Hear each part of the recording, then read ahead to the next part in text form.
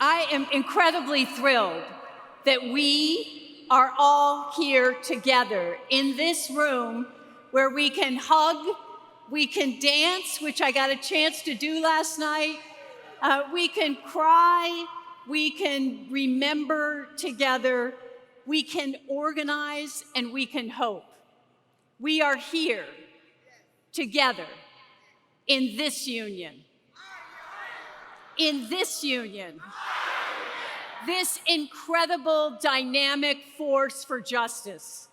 This powerful group of leaders who meet every challenge with grit and determination. This and SEIU family that I've been proud to be part of for 43 years.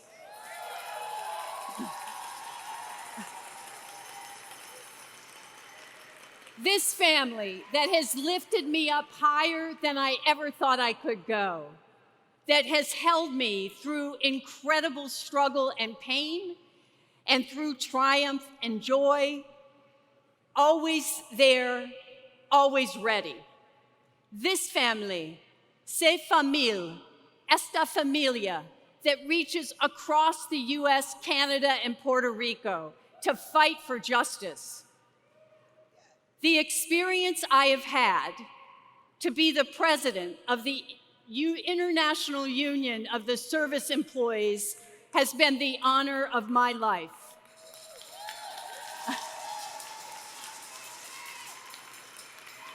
Thank you. The faith and trust that you have placed in me, the outpouring of love that I feel every time that we're together, the innumerable ways that you have pushed me and challenged me, but always been at my side. I am incredibly grateful to each and every one of you and to all the current officers that I've had the pleasure of serving with. And to the leaders of our International Executive Board, to every local leader in SEIU, every executive board member, all of our global partners, the wider movement partners, and most importantly, each and every delegate in this room. And to the love of my life, Paula McKellow, who has had my back for 40 years of organizing.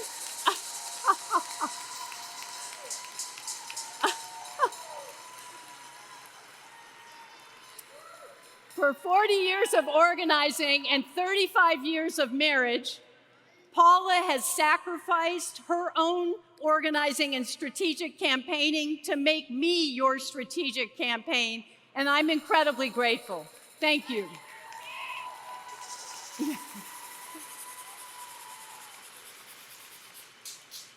I believe in the power of connection, of our relationship to each other.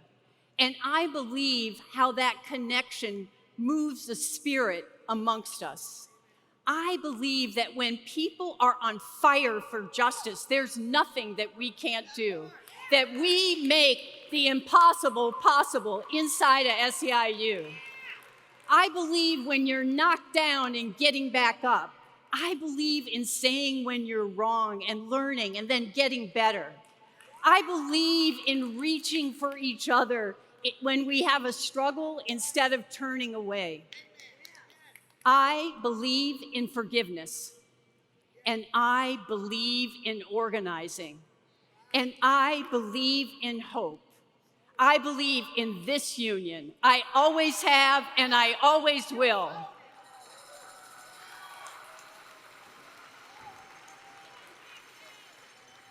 Part of what I've tried to do as a leader is use the faith that you have in me and the faith that we have in each other to push us further, to dream bigger, and to do even more that we thought possible.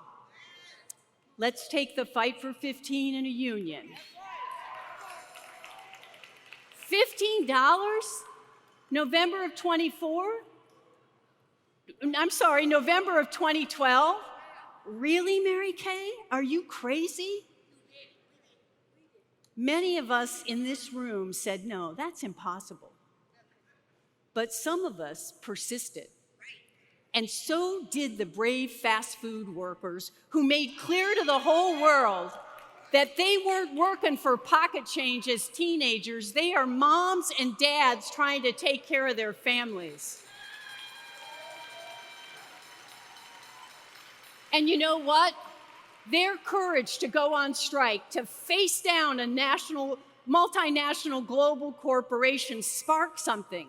15 for home care workers, 15 for airport workers, 15 for every SEIU member, for every worker. The fight for 15 and a union movement grew into an incredible movement, winning more than $150 billion for over 26 million workers. But more than that, it created a center of hope. The ways that we stretched beyond ourselves, we demanded more in the streets and at the bargaining table, and we pushed to do more organizing in every one of our divisions and outside. And it became crystal clear that the only way we were going to win economic justice is if we fought for and won racial justice. We are not winning one without the other. And we decided that we needed to declare that fight in every part of the work that we do, inside the union and out. And we decided that SEIU was going to get on a journey to become an anti-racist organization. Yeah. It was my responsibility to take action as your president and as a white woman to speak and act clearly around racial justice, to demand more from our partners, from electeds, and from each and every SEIU leader and member.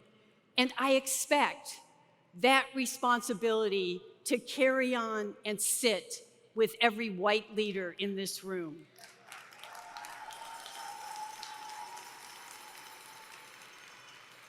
When I think about these years I've been your president, getting through the Great Recession and the Tea Party movement, we had to lean in on how we did our political and organizing work.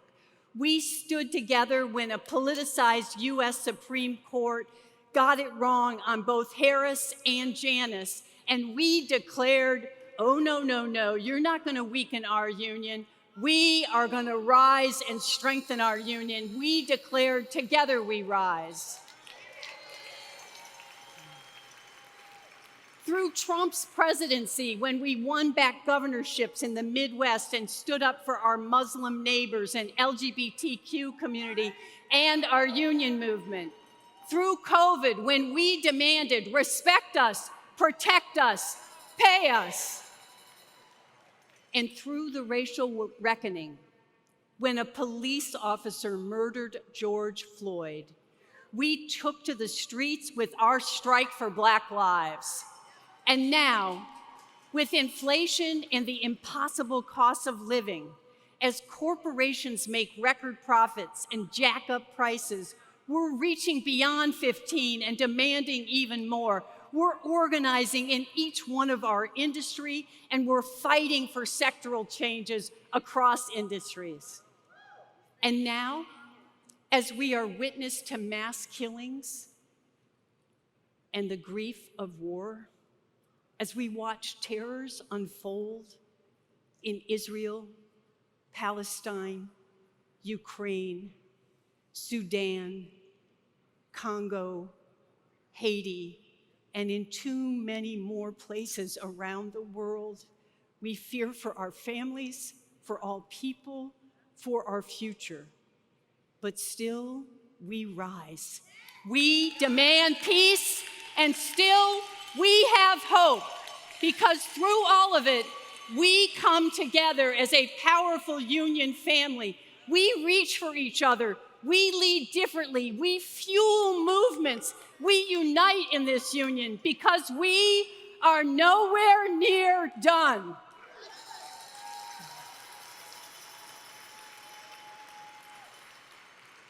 But SEIU family, right now, this progress is a fragile thing because people are doubting whether fast food workers in California really can build a union. And there are people who think that Minnesota nursing home workers may have won something, but it stops there. And there are people that think that in the Midwest, we aren't going to be able to hold those states, and that we can't turn any more states blue, and that we can't turn out more voters. There are people who think they can outlast us. These giant corporations with their money and their union-busting consultants. Well, we are SEIU, and we are nowhere near done.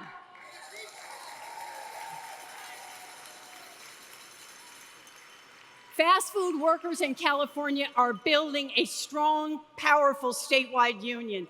Those workers already know how to combine organizing and politics and make transformational shifts. And we're not stopping there. We're building that momentum across the US and Canada and Puerto Rico. Airport workers won huge this week. For the first time ever, airport service workers, Black, brown, and immigrant workers who have been disregarded and disrespected too long have been written in for the first time to the FAA reauthorization package. And that means airport workers are crystal clear. They're getting a seat at the table, no more poverty wages, and no more working full-time, with no time off and no benefits. I have full faith and confidence in every one of you to carry on these fights for justice and win together.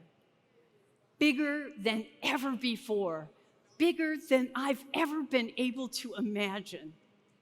You are nowhere near done.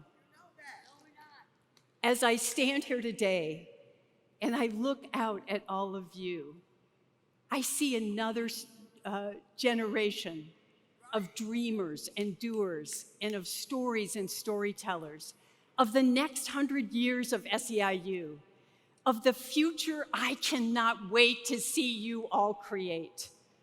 I see Starbucks workers linking arms with all coffee workers, being able to bargain together.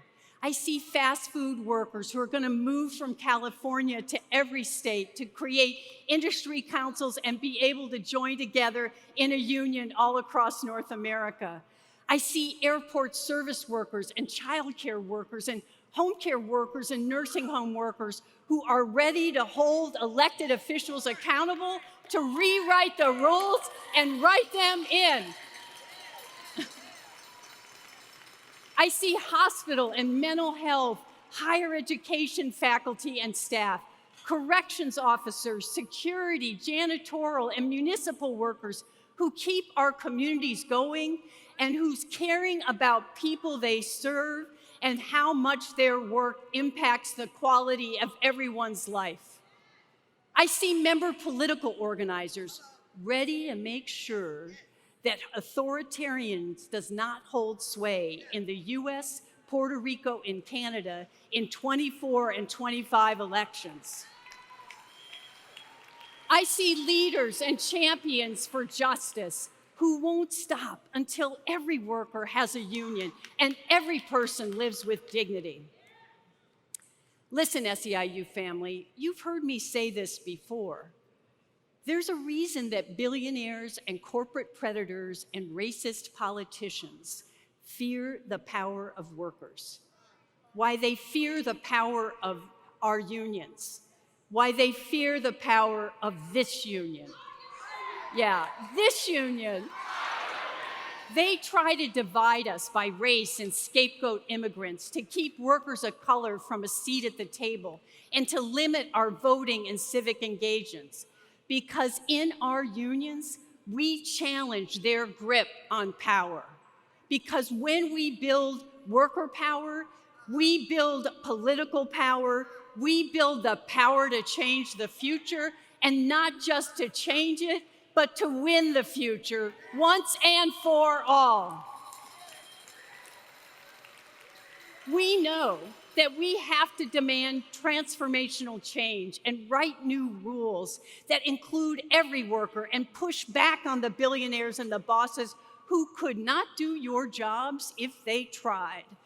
Good luck lasting a day at Jackson Memorial ER or caring for dozens of people overnight in a nursing home.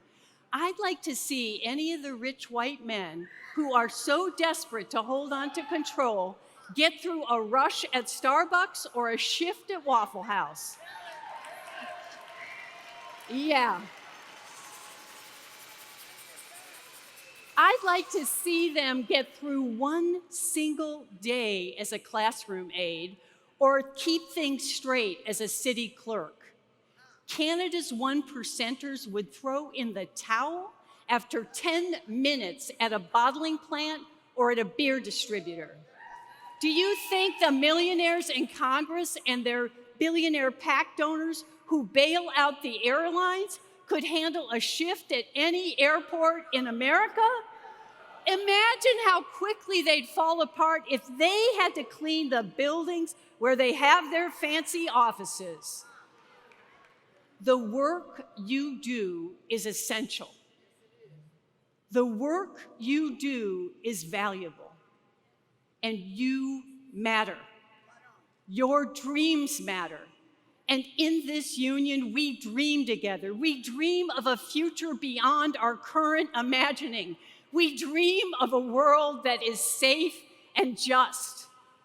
You have chanted with me over the years. ¿Se puede? ¿Se puede? So. Solidarity. So. Solidarity. We work, we sweat, put 15 on our check. We work, we sweat, put 15 on our check. Respect us, protect us, pay us. Unions for all. Yeah. Yeah.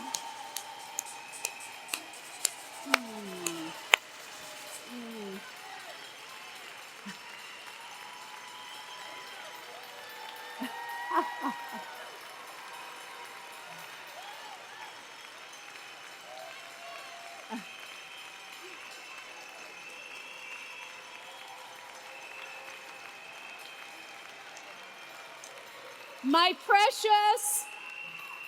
precious, proud SEIU family, when we chanted together, those weren't just chants.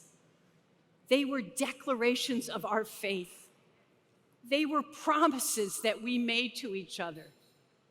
They are the beliefs that we hold and share and that we make happen with each other.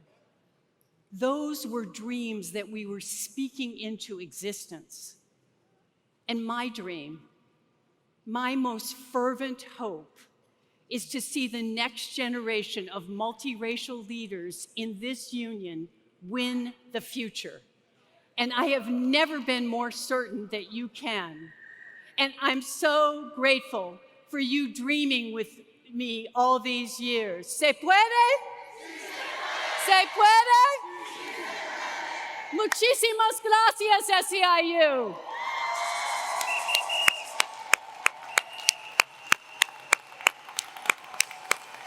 Oh, thank you.